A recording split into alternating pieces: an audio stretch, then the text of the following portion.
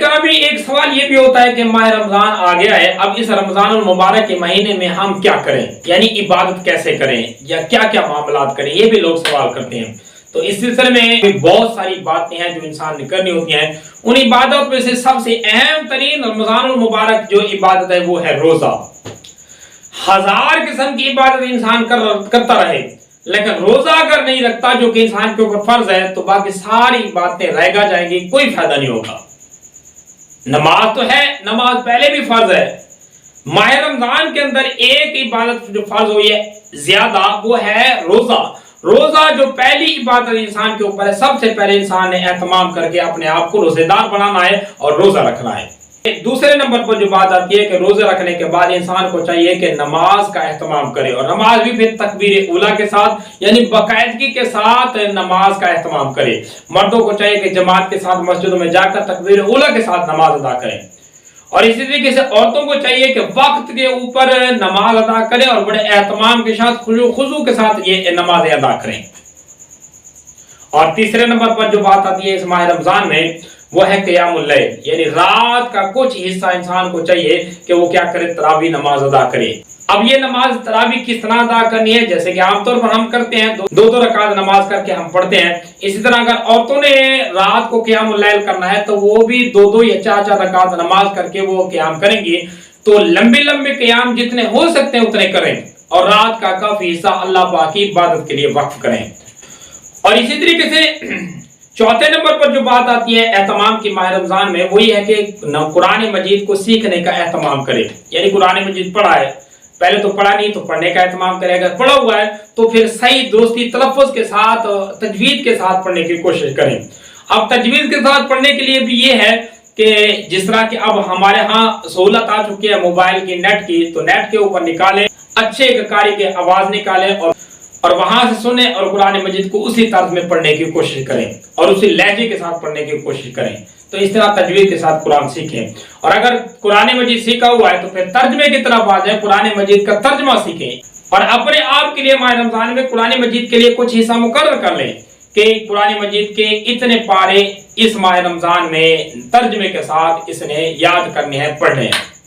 اگر پورا قرآن مجید ہو سکتا ہے تو اچھی بات ہے۔ ہاں، قرآن مجید اگر کوئی ناظرہ پڑھا ہوا ہے تو پورے مہینے میں ایک دفعہ قرآن مجید بھی ختم کر لے، اور اگر حافظ ہے تو وہ تو ختم کرے گا۔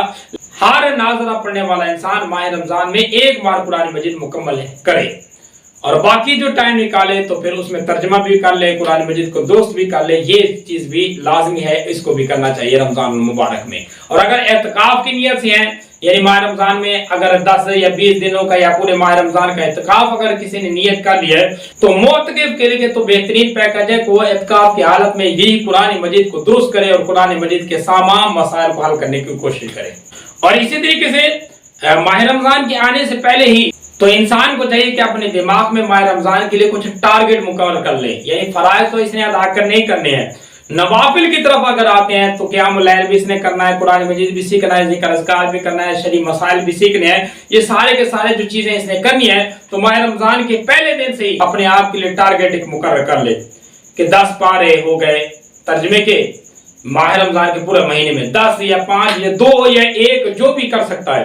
اور باقی اتنے مسائل سیکھے گا اور اتنا قرآن مجید درست کرے گا اور اتنا قرآن مجید پڑھے گا، یہ سارا کا سارا مکمل ایک نوٹ کر کے اپنے پاس رکھ لے تاکہ اس ترتیب کے مطابق چلتا جائے، اور پھر ہر دن کے لیے یہ مکمل کر لے، یعنی ہر دن ہر روزے کے لیے اس نے کتنے قرآن مجید کے پارے پڑھنے ہیں، کتنے نفل پڑھنے ہیں، کتنے رات کو تراویح نماز ادا کرنی ہے، اور اسی طریقے سے کس طریقے سے جو ہے اس نے عبادت باقی کرنی ہے۔ تو یہ ٹارگٹ بنا کر پھر ماہ رمضان کا مکمل مہینہ چلے۔ اور اسی طریقے سے ماہ رمضان میں گناہوں کو چھوڑنے کے عادت بنائیں، اپنے آپ کو گناہوں سے دور کریں۔ عبادت اگر لمبی چوڑی نہیں ہو سکتی تو اس کے بارے میں آپ سے نہیں پوچھا جائے گا، ہاں اگر گناہ کریں گے ماہ رمضان میں تو اس کا بہت بڑا وبال آئے گا۔ اور اسی طریقے سے ایک یہ بھی ہے کہ ماہ رمضان میں سستی چھوڑیں۔ ماہ رمضان ایک ایسا مہینہ ہوتا ہے کہ اس مہینے میں اللہ تبارک و تعالی نے انسان کو ایک اپنے آپ کو بڑھانے کا اور اپنے آپ کو آراستہ کرنے کا ایک ترتیب بتا دی ہے،